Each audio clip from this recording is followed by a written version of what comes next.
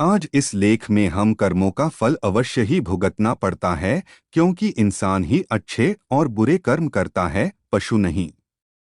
इसलिए हम अपने कर्मों का फल अवश्य भुगतना पड़ेगा, चाहे देर हो या सवेर, कर्म सिर्फ हमें भुगतने ही पड़ेंगे। इसलिए कर्म करने से पहले एक बार अवश्य सोचें, क्या मैं यह सही कर रहा हूं। अगर कर्म करने से पहले अच्छे से सोच ले तो शायद हम बुरा कर्म करने से बच सकते हैं। अगर आपने अपने आप को बचा लिया तो सजा से भी बचा लिया। आपने बुरा कर्म कर लिया तो एक न एक दिन भगवान अवश्य सजा देगा। इस जन्म में नहीं, अगले जन्म में ही कर्मों का फल भोगना पड़ता है। श्री कृष्ण जी ने भी गीता में कर्मों को ही सबसे उत्तम बताया है, क्योंकि कर्म हो हमारे भाग्य का निर्माण करते हैं। अगर हम अच्छे कर्म करेंगे तो हमारे साथ अच्छा होगा, अगर हम बुरे कर्म करेंगे तो हमारे साथ बुरा ही होगा। भगवान की न्याय व्यवस्था बहुत ही ज्यादा सुदृढ़ है। कर्म का फल अच्छे कार्य करने वाले को अच्छा और बुरे कर्म करने वाले को बुरा फल अवश्य ही भोगना पड़ेगा। भगवान के देर भले ही हो जाए मगर अंधेर हो ही नहीं सकता। जिसको आप देर समझते हैं वह देर भी नहीं है। यह भी पढ़े, धन और सुख कैसे पाएं। प्रभु ने प्रत्येक कर्म के फलित होने का समय पहले से ही निर्धारित कर रखा है। समय से पहले या पीछे फल की प्राप्ति नहीं होगी।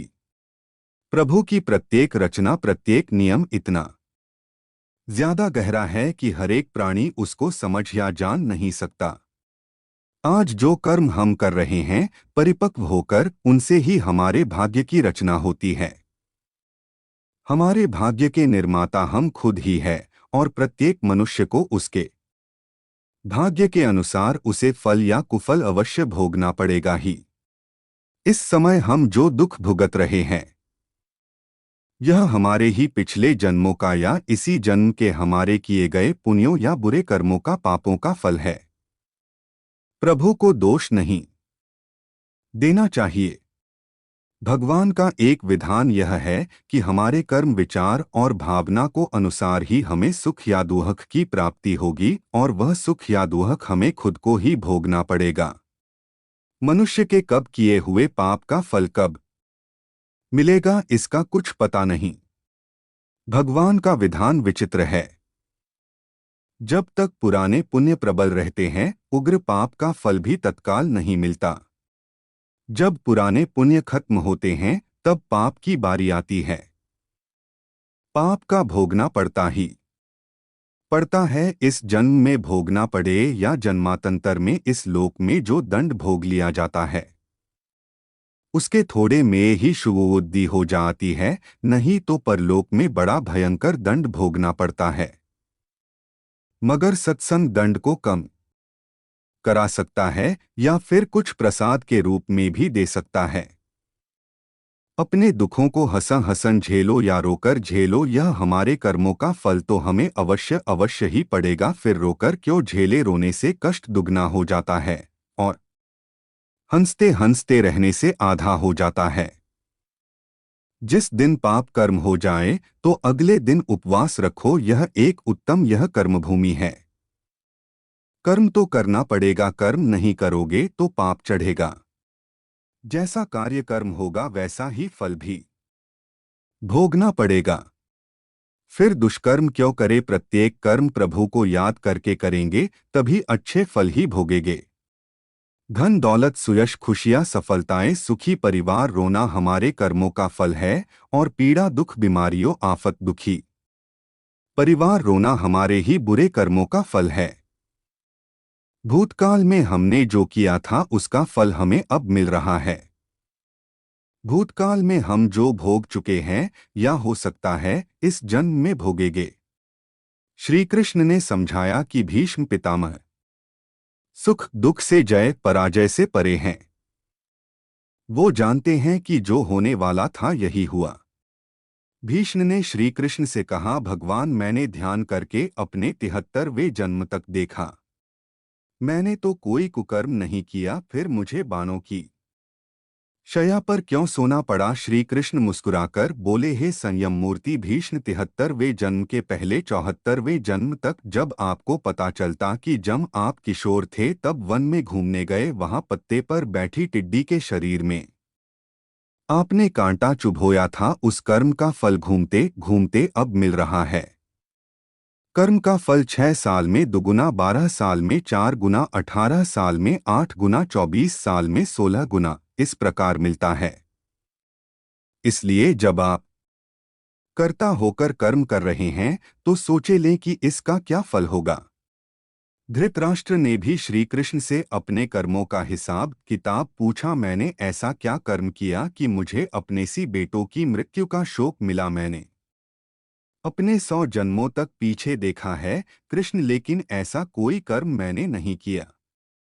श्री कृष्ण ने अपने योग बल से धृतराष्ट्र ने देखा कि ये एक राजा थे और वो स्वादिष्ट व्यंजनों में खोए रहते थे।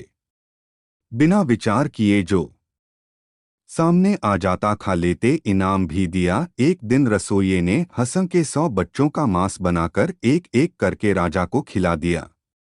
श्री कृष्ण ने कहा, धृतराष्ट्र जी, आप स्वाद में अंधे हो गए, तभी आप इस जन्म में अंधे बने। तुम्हारे पुण्यों के प्रभाव से 100 जन्म तक तो तुम्हें फल नहीं मिला, लेकिन इस जन्म में हंस के 100 बच्चों को खाने का फल तुम्हें मिल गया, तभी तुम्हारे 100 पुत्र मारे गए। सोचो, साथ में क्या लाएं और क्या लेकर जाएंगे। मनुष्य को ऐसी कमाई इकट्ठी करनी चाहिए जो इस संसार में भी काम आए और मृत्यु के बाद उसे हम साथ में भी ले जा सके और हमारे ही काम और अगले जन्म में भी हमारे ही काम आ सके। सभी जानते हैं कि हम खाली हाथ नंगे इस संसार में आए और खाली हाथ ही जाना पड़ेगा। मृत्यु के समय यह धन दौलत, जमीन मकान, व्यापार, नौकरी, नाम शोहरत, रिश्तेदार, भाई बहन, माँ बाप, सभी बच्चे, किसी को भी साथ नहीं ले जा सकते। चाहे राजा सम्राट हो या कोई भिखारी हो। इसलिए इतना मोह, इतना ज्यादा लगाव इनसे क्यों रखें? साथ में हमारे जाएंगे सिर्फ हमारे अपने किए हुए अच्छे या बुरे कर्म, कीर्ति या अपकीर्ति, दान धर्म, परोपकार, दुखियों की सेवा। पुण्य जो भी हम इस जन्म में करेंगे यह अवश्य साथ जाएगा और हमारे ही काम आएगा।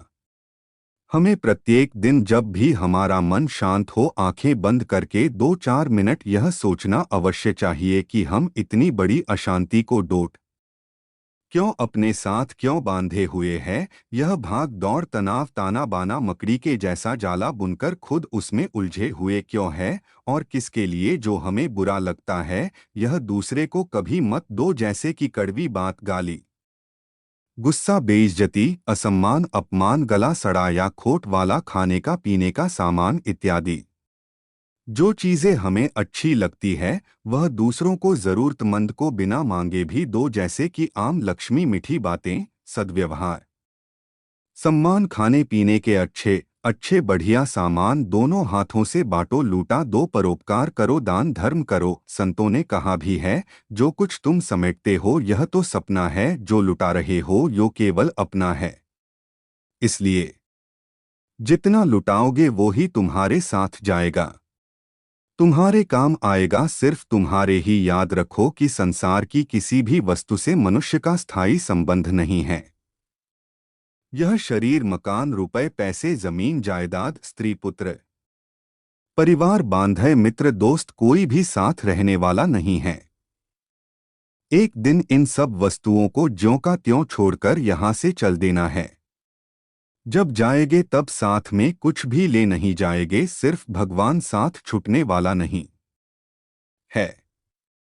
साथ में एक छोटा सा तिल भी नहीं ले जा सकते। आप कितने भी उपाय कर लो, सारे उपाय यहीं धरे रह जाएंगे। सिर्फ भगवान नारायण प्रभु की भक्ति, दुखियों की सेवा, दान पुण्य साथ में अवश्य जाएगा। साथ में जो जाएगा वही तो अपना हुआ, साथ में जो नहीं ले सकते वे सब पराया हुआ। जीते जी उन पराई वस्तुएं से मोह क्यों रखें? आप गंभीरता को जकर विचार करें, साथ में एक तिल भी नहीं ले जाने पाएंगे तो फिर अशांति, हाय छीना झपटी क्यों, किसके लिए? भगवान का हुक्म है हर कार्य प्रभु के निमित्त समझकर फल प्रभु पर छोड़ दो, वो कभी बुरा करेंगे ही नहीं। तो सोचो फिर दुहक क्यों करें? दुहक सुख भी एक सोच के कारण ही तो है, दुख को भी सुख मानो, प्रभु सुख ही सुख कर देंगे। यदि मोक्ष की इच्छा है तो विषयों विष के समान दूर से ही त्याग दे और संतोष, दया, सरलता अमृत के समान नित्य आदरपूर्वक सेवन करे। एक साधु एक गांव में हर रोज भिक्षा मांगने जाता था। जिस घर में भी जाता कोई आटा दाल या चावल कुछ भी दे देता और वह अपना इस तरह पेट भर लेता था। उसी गांव में एक व्यक्ति उसको हर रोज भिक्षा मांगने पर गोबर डाल देता और यह कहकर डांट देता कि भगवान ने हाथ पैर दे रखे हैं, कुछ काम करके खा ले। वह साधु चुपचाप गोबर लेकर आ जाता और एक तरफ ढेर लगा देता। ऐसे करते करते उस गोबर बहुत बड़ा ढेर बन गया। साधु भी हर रोज भिक्षा मांगने जाता, वह आदमी हर रोज ही उसको गोबर डाल देता और गांव के लोग खाना देते।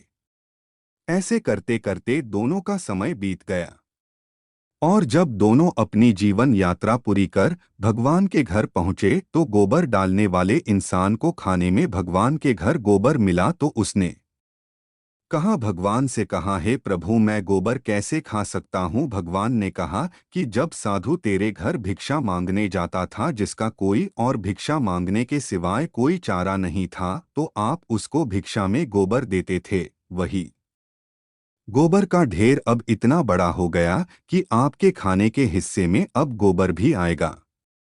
तो उस व्यक्ति ने भगवान के पैर पकड़ लिए और कहने लगा, भगवान मैं गोबर नहीं खा सकता, कृपया इस समस्या का कोई समाधान बताओ।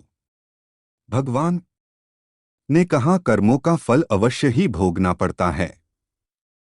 अब वो इंसान प्रभु के आगे रोए और गिड़गिड़ाए, कृपया करके इस समस्या कोई समाधान हो तो बता। भगवान बोले, इस सारे गोबर को आप हर रोज एक कपड़े में डालकर पानी के साथ धोते रहो, इस प्रकार आपके कर्म कट जाएंगे। ऐसे करते करते उसको गोबर को धोने में कम से कम 1 साल लगा और सबसे लास्ट में गोबर का जो आखिरी अंश भूस और घास के कुछ हिस्सा कपड़े के ऊपर रह गया। तो भगवान बोले, अब आपको ये हिस्सा तो खाना ही पड़ेगा। वह इंसान फिर रोए और कहे कि इसको कैसे खाऊं? प्रभु ने कहा, किसी के बुरे कर्मों को मैं कम कर सकता हूं पर बिल्कुल खत्म नहीं हो सकता है, इसलिए आपको यह तो खाना ही पड़ेगा। भगवान ने उसे समझाया कि आप गोबर खाने से बच गए, अगर आप उसको ना धोते तो वह सारा गोबर आपको खाना पड़ता। कर्म फल का महत्व इसी प्रकार, जब हम जमीन में कोई फल का पौधा लगाते हैं तो उसको उगने में और बड़े होने में समय लगता है और फिर कहीं साल 2 साल बाद बड़ा होता है, फिर उस पर फल लगते हैं, क्योंकि किसी भी कर्म का फल एक दिन में नहीं मिलता, चाहे वह अच्छा हो या बुरा। यह अब आपके ऊपर निर्भर करता है कि आप कर्म कौन सा कर रहे हो। फल मिलने में समय जरूर लगेगा पर मिलेगा जरूर। यही समय और परमात्मा का नियम है कि हमारे द्वारा किए गए हर कर्म का सुख और दुख हमारे कर्मों के ऊपर ही निर्भर करता है। हमें सुख और दुख अपने द्वारा किए गए कर्म का हिसाब किताब चुकता कर रहे हैं। कर्मों का फल हमें अवश्य ही भुगतना ही पड़ेगा, इसलिए जब हम किसी को दान देते हैं तो सोच समझकर कर दे, क्योंकि एक दिन हमें वह डबल होकर मिलेगा। इसी प्रकार हर काम करते समय भी ध्यान रहे थे कि हम कौन सा काम सही कर रहे हैं, कौन सा गलत हो रहा है। इसलिए कभी भी भूलकर भी किसी की आत्मा ना दुखाए, जितना हो सके अपनी तरफ से अच्छा ही करें।